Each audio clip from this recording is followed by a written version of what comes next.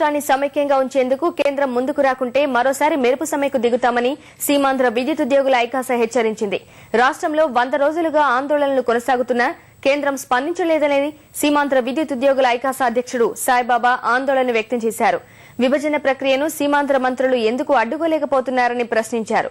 విద్యుత్ శాఖలో పనిచేస్తున్న ఒప్పంద కార్మికుల సర్వీసులు క్రమబద్దీకరించాలని ముఖ్యమంత్రిని కలిసి విజ్ఞప్తి చేశామని సాయిబాబు తెలిపారు.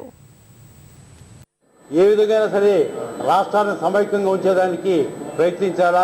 అవసరం వస్తే ఒకవేళ పార్లమెంట్లో బిల్లు కానీ ఏదైనా కానీ అసెంబ్లీకి కానీ వచ్చినప్పుడు ఏదైనా నష్టం వచ్చే వాటి పరిస్థితి కానీ ఏర్పడుతున్నాయని చెప్పి తెలిస్తే మేము ఎటువంటి పరిస్థితుల్లో కూడా మెరుపు సభకు మళ్ళీ పోగలమని చెప్పి కూడా మేము ఖచ్చితంగా నిర్ధారించి చెప్పడం జరిగింది.